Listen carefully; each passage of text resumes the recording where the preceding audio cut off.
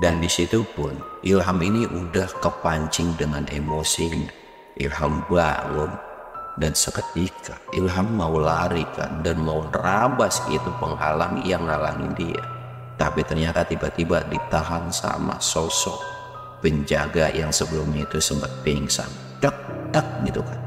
Ilham langsung nengok, dan ketika Ilham nengok sampai akhirnya Ilham ini nggak sadarkan diri karena Ilham dipukul sampai pingsan.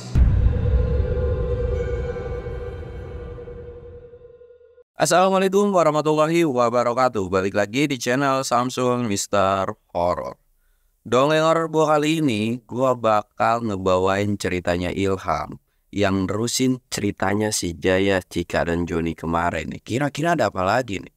Buat kalian yang penasaran dengan ceritanya, kalian wajib tonton video ini sampai habis.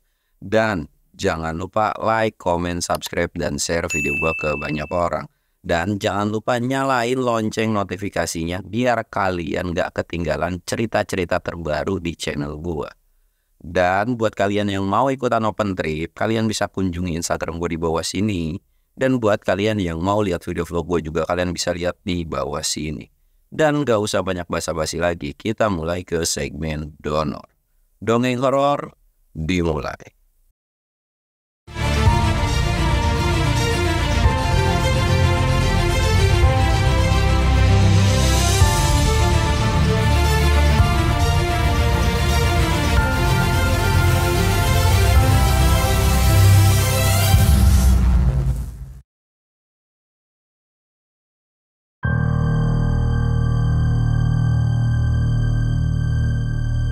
Oke cuy, sebelum masuk ke ceritanya, kita ritual dulu ya guys ya. Jangan lupa ngopi.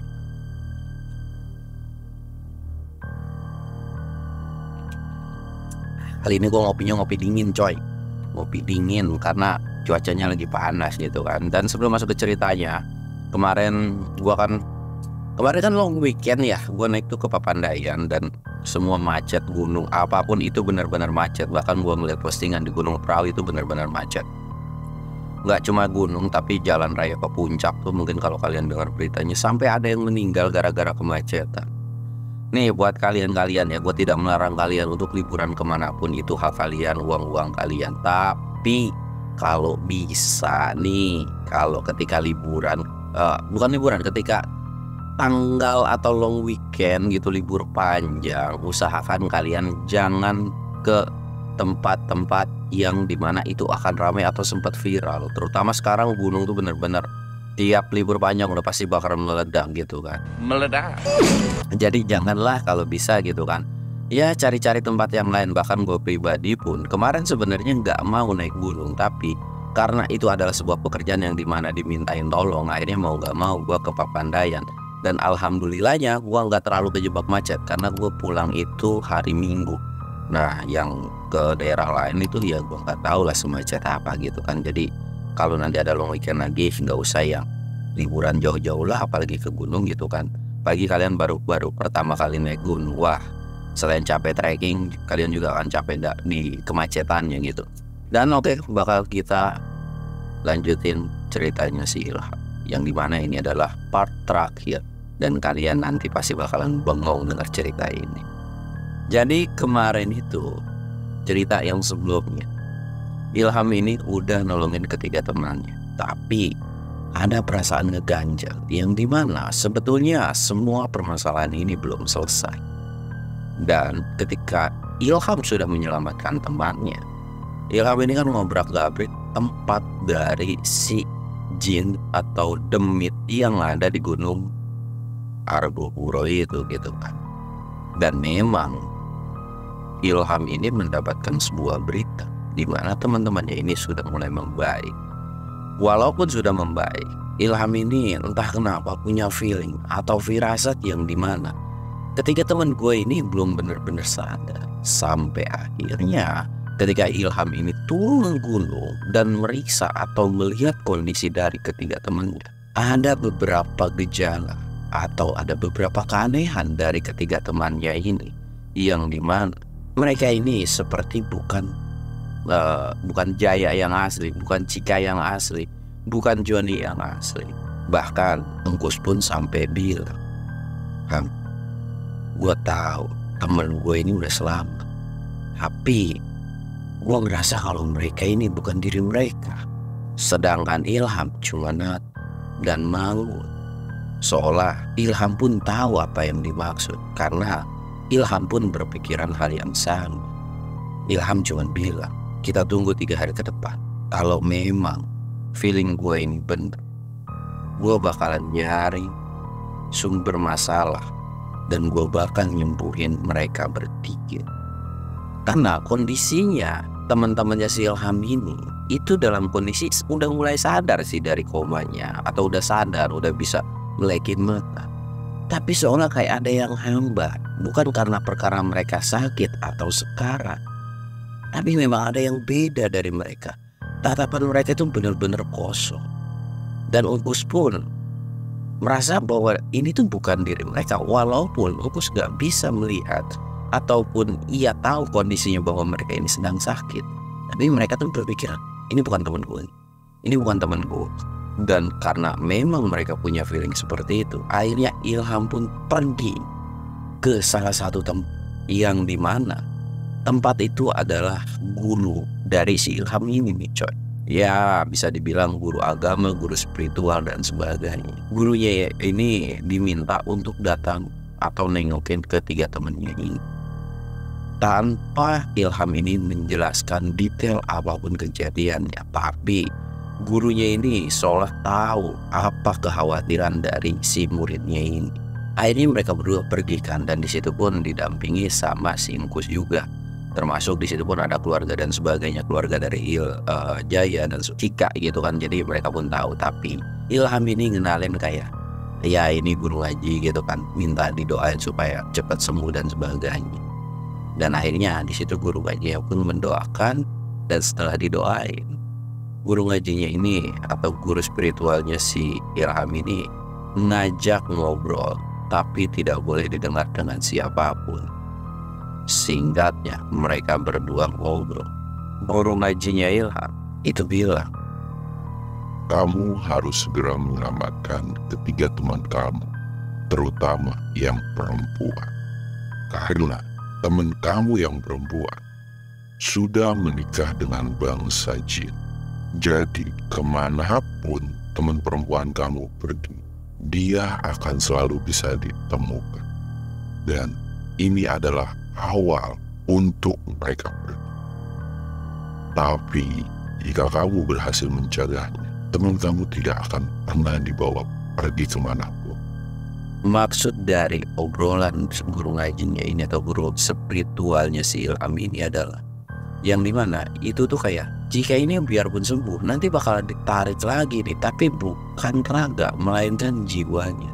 Dan bahkan sebagian dari kayak ya antara percaya dan enggak gitu kan. Jadi jiwa sebagian jadi kayak ya mereka tuh kejebak di sana cuy. Jadi kayak apa ya, lelembutan mungkin, dan sebagian udah mulai sadar tapi sebagiannya masih ada di sana. Dia tahu dan itu harus berontak. Kalau mereka bisa berontak atau mereka punya cara khusus gitu, mereka bisa pulih sepenuhnya. Tapi kalau sebagian di sini sebagian di sana, itu akan sulit banget, dan itulah yang membuat pikiran mereka kosong. Ilham pun ngerti, dan Ilham pun minta petunjuk kemana dia harus menyelamatkan ketiga temannya ini. Tapi Ilham juga menjelaskan bahwa dia udah nganjurin atau udah ngobrak-ngabrik semua lokasi atau tempat yang dimana pada saat itu tempat diculingnya si Cika ini. Tapi guru spiritualnya Ilham ini cuman bilang, mereka itu tidak akan pernah musnah. Walaupun sudah kamu hancurkan, mereka akan ada lagi.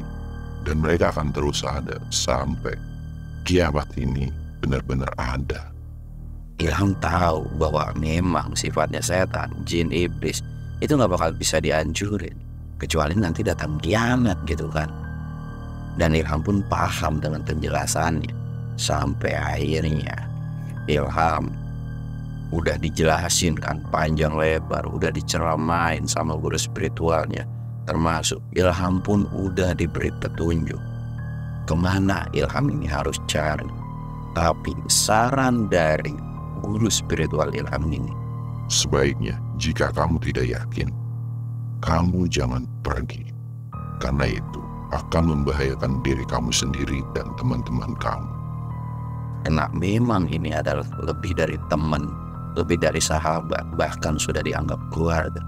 Ilham gak bakalan mundur sama sekali.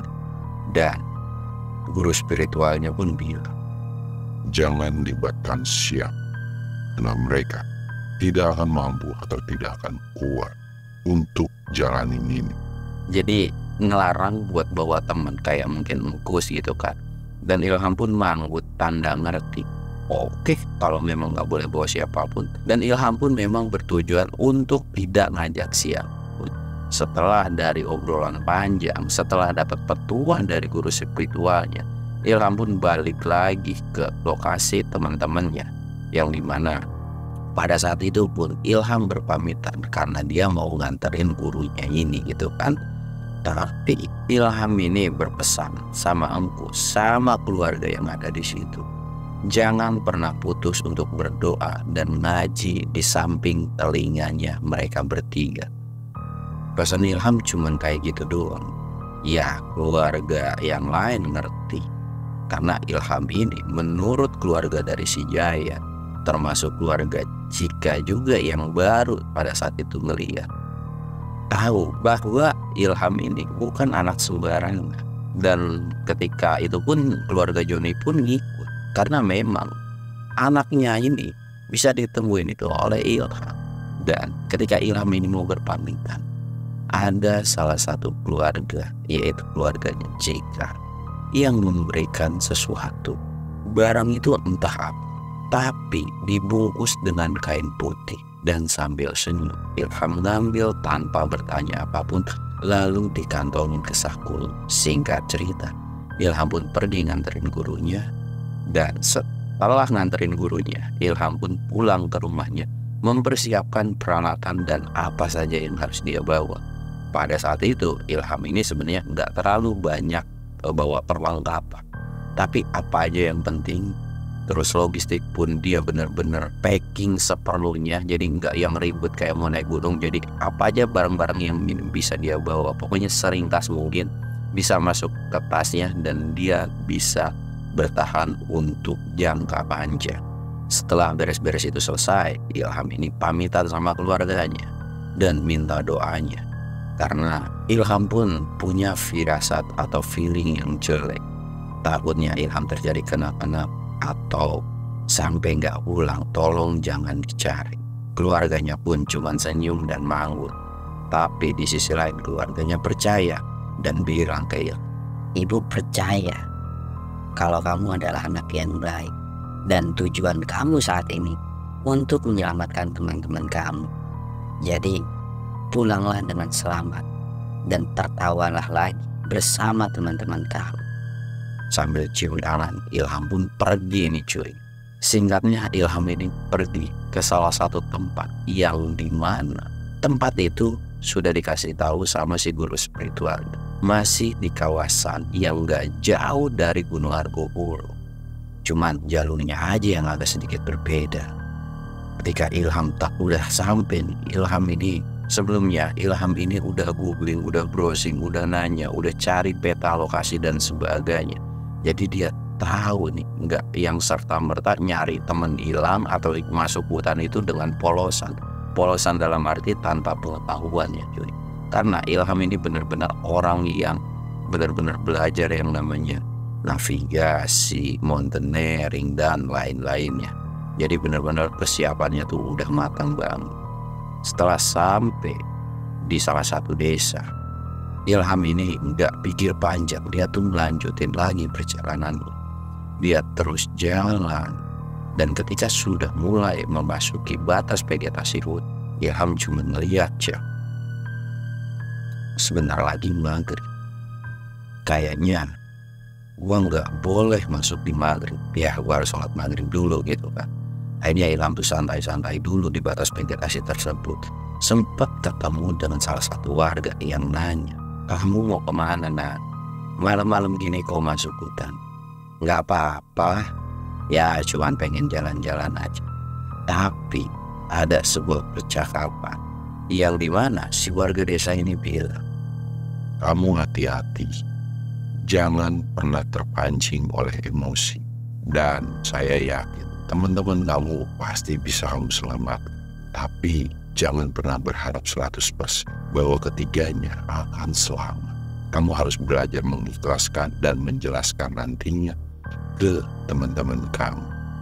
Setelah dari situ, orang ini pun pergi dengan membawa cangkul sambil jalan ninggalin si Ilham. Ilham pun cuma bisa ngelamunin ucapan dari warga tersebut sambil melihat punggung atau belakang dari si warga tersebut yang lagi jalan.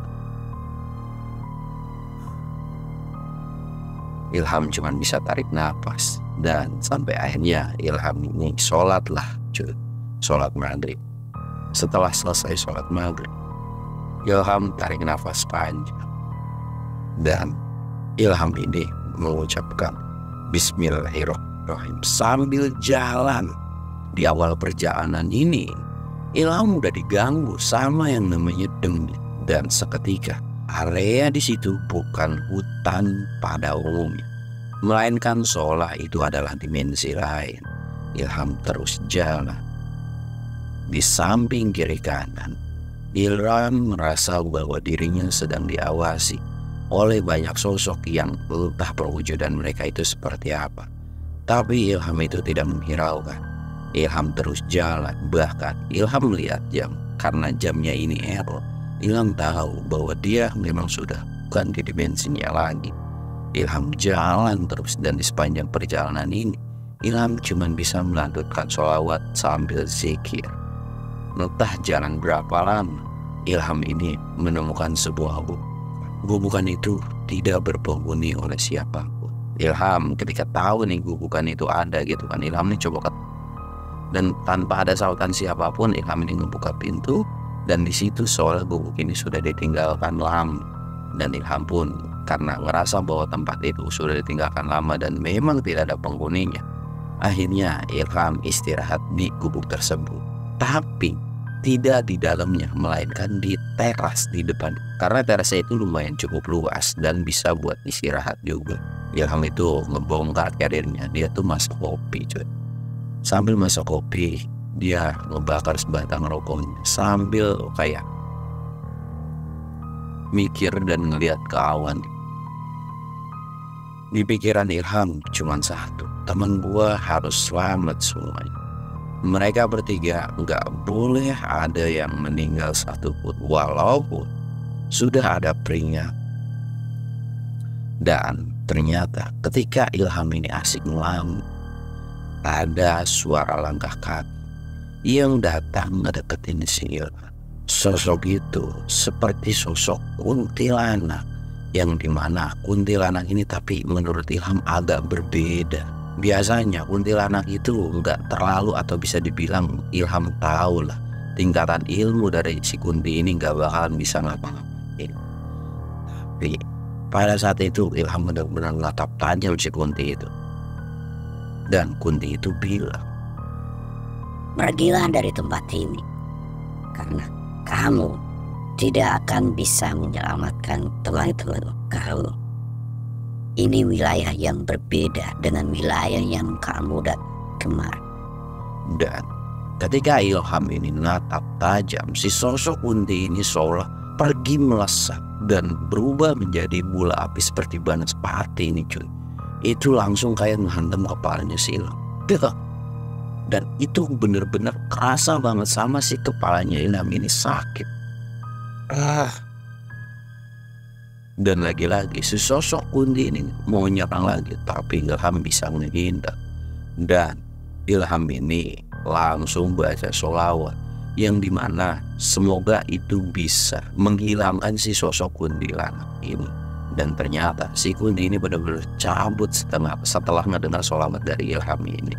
Tapi kuntilanak ini bilang, "Jika ilmumu cuma segitu, kamu bisa menyelamatkan teman kamu.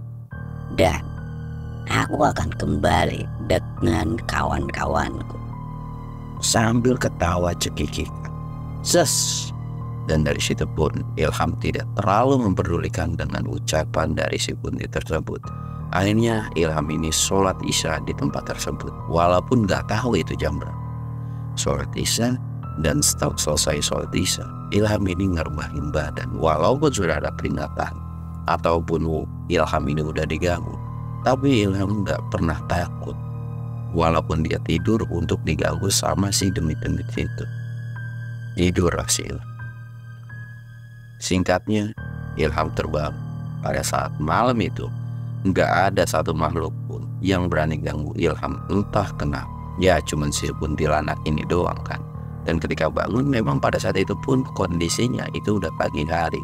Dan Ilham ngecek jam lagi. Jamnya masih tidak loh, atau jamnya ini masih sesuai dengan apa yang Ilham lihat ketika di awal dia melihat jam. Ilham itu bikinlah sebuah sarapan. Terus dia makan.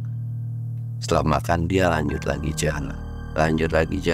Dan ketika dia melanjutkan perjalanan, dia menemukan sebuah aliran sungai. Di aliran sungai ini dia ngisi air dan minum, istirahat sebentar, dia lanjut lagi jalan. Di situ ketika melewati sungai, Ilham berpapasan dengan satu orang. Dan orang ini Ilham tahu bahwa dia bukanlah manusia, dan sempat nyenggol bagian dari bahunya Ilham.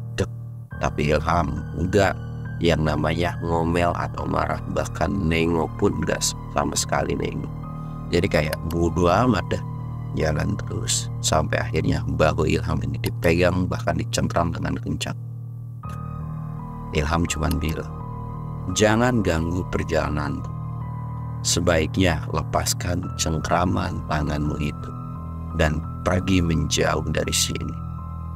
Tapi cengkraman itu bukannya dipelanin, justru makin kenceng. Ilham merasa kesakitan nih coy baunya. Di situ Ilham cuma bisa baca doa dalam hatinya, lalu megang dari tangan tersebut. Ilham sadar bahwa tangannya ini agak sedikit tidak normal. Semua bagian kulit dari tangannya itu kasar dan kelihatan hitam pekat seperti gosok. Tapi Ilham gak peduli dengan wujud atau buruk rupanya mereka. Cuma mengangkat tangannya dan langsung disingkirin. Setelah disingkirin, Ilham ini lanjut lagi jalan. Tapi perjalanan Ilham benar-benar gak begitu mulus. Jalannya semakin lama, semakin berat. Ilham melihat di kiri kanan, atas bawah, dan melihat di badan itu gak ada sama sekali yang nemplok, yang bikin badannya itu merasa berat. Tapi memang hawanya itu semakin dalam masuk hutan tersebut, hawanya benar-benar semakin mistis. Dan hawa-hawa negatif di hutan tersebut makin dalam itu benar-benar makin kuat. Ilham gak pantang menyerah, bahkan Ilham sampai keluar mimis gara-gara energi negatif di hutan tersebut itu benar-benar pekat banget. Padahal kondisi pada saat Ilham merasa badannya ini berat, itu kondisi masih siang. Ya bisa dikatakan mungkin matahari pun masih ada gitu kan, ya mungkin sekitaran jam 2 atau jam 1-an. Dan karena Ilham ini terus memaksa jalan, bahkan dia pun tidak merasakan mimisan ini adalah sebuah hambatan, Ilham ini memutusin buat istirahat sebentar, buat nyoba nih cuy. Dia ini ngebakar. Dan Ilham bilang sendiri, atau katakanlah dia ini ngomong sendiri, gua gak bakalan nyerah dengan apa usaha kalian. Tujuan gua kesini buat nyelamatin teman-teman gua. Jadi apapun yang kalian lakuin sama gua, gak bakalan bikin mundur selangkah pun. Di situ pun Ilham lagi-lagi ngembusin asap rokoknya. Ilham cuman bisa ngelamun, mikirin gimana keadaan ketiga temannya yang ada di rumah sakit ini coy. Dan setelah habis sebat, Ilham ini lanjut lagi jalan, dan dia baru tersadar bahwa Ilham ini dikasih sebuah bungkusan. Dia coba cek lah pada saat itu kan. Jadi Ilham ini ngurungin untuk melanjutkan perjalanan, tapi dia lebih mau ngebuka si bungkusan tersebut. Pas dicek, bungkusan yang dibungkus pakai kain putih itu ada 2 bungkusan, dimana bungkusan itu berisi minyak, kayak minyak wangi ini yang sebotol kecil ini, sama sebuah serbuk yang entah bubuk itu bubuk apa, tapi menurut Ilham ini kayak seperti bubuk kemenyan atau kemenyan yang dihalusin dan dibikin bubuk gitu cuy. Dan Ilham gak tahu fungsinya, tapi Ilham ini coba-coba ngebukalah botol minyak tersebut, dan aromanya itu adalah aroma yang belum pernah Ilham cium. Dan entah feeling dari mana, Ilham tuh kayak cuman nyolekin terus dibasuh, dilapin ke badannya, jadi kayak ya pakai minyak wangi gitu. Dan setelah dipakai minyak wangi tersebut, badan Ilham ini seolah kayak ringan lagi atau balik ke normal. Ilham cuman senyum tipis dan akhirnya melanjutkan lagi perjalanan.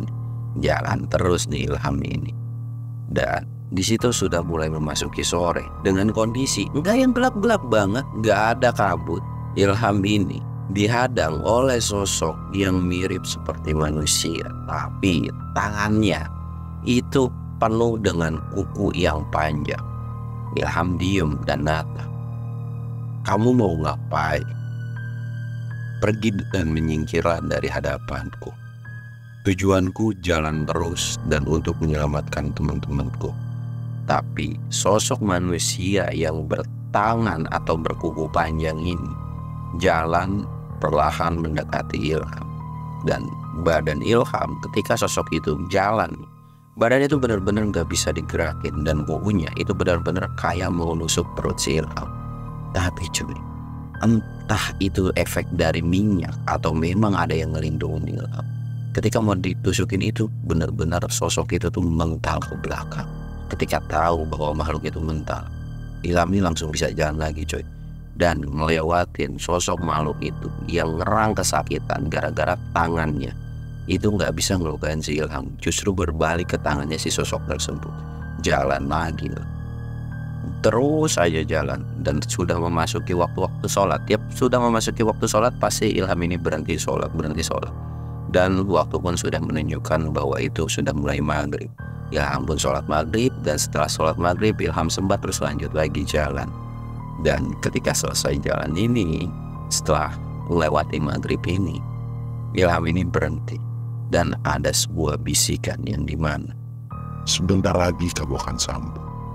Persiapkan dirimu dengan matang, karena salah langkah sedikit pun atau kamu terlambat sedikit pun, ketiga teman kamu akan melayang.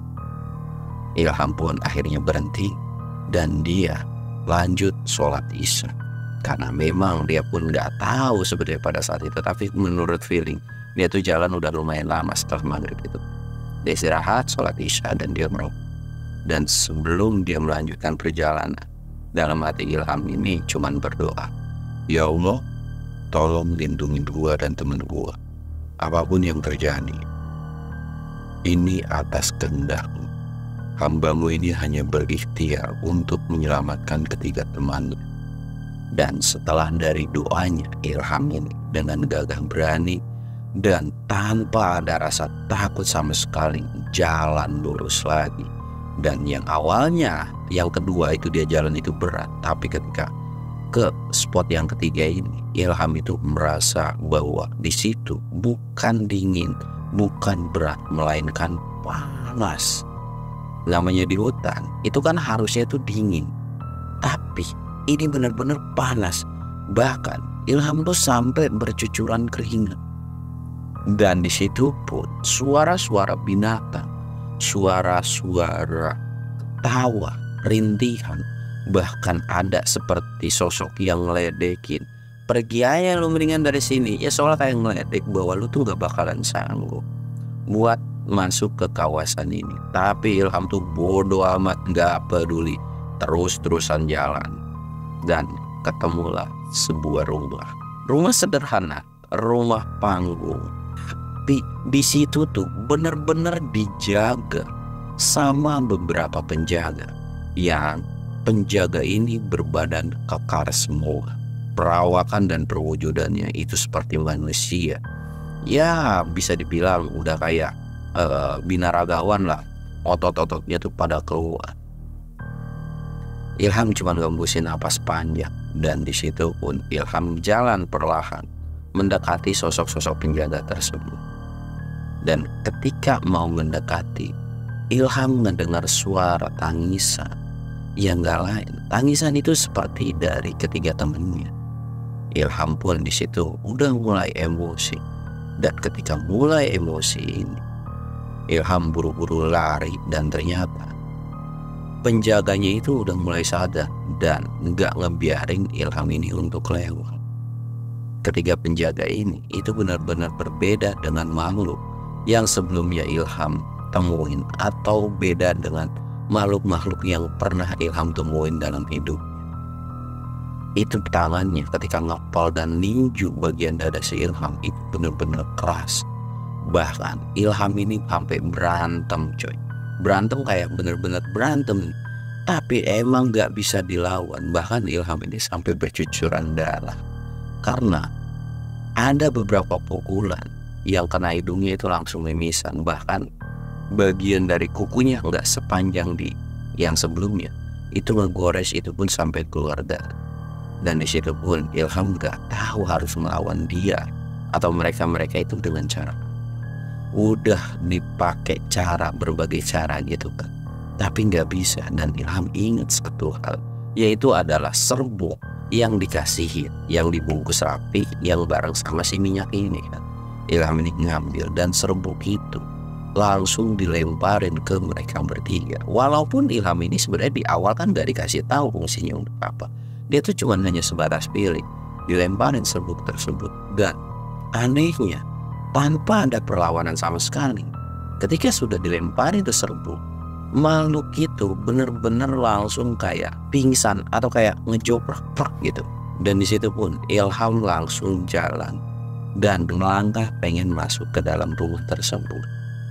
Sebelum masuk rumah, datanglah atau keluar dari dalam rumah tersebut itu sosok genderuwo yang sebelumnya yang pernah Ilham lawan.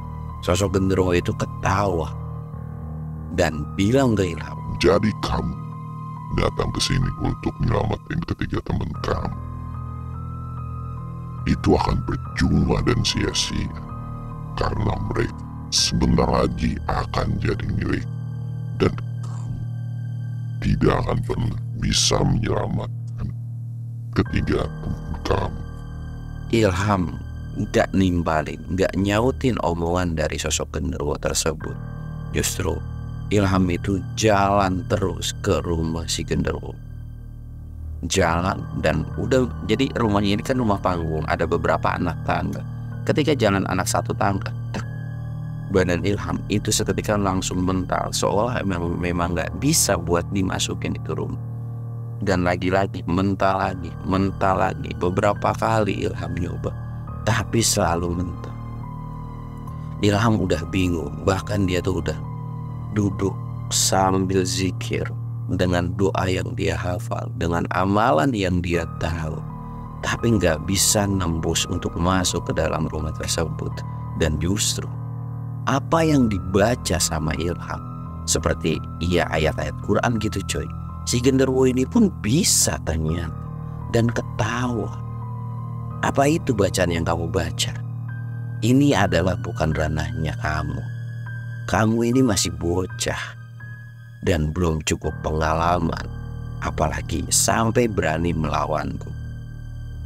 Ilham seketika langsung melotot dan gak percaya dengan apa yang diucapin sama si genderuwo ini. Dan di situ pun Ilham ini udah kepancing dengan emosinya. Ilham bangun dan seketika Ilham mau lari kan, dan mau nerabas itu penghalang yang ngalangin dia. Tapi ternyata tiba-tiba ditahan sama sosok penjaga yang sebelumnya itu sempat pingsan. Dak gitu kan. Ilham langsung nengok. Dan ketika Ilham nengok, sampai akhirnya Ilham ini gak sadarkan diri karena Ilham dipukul sampai pingsan.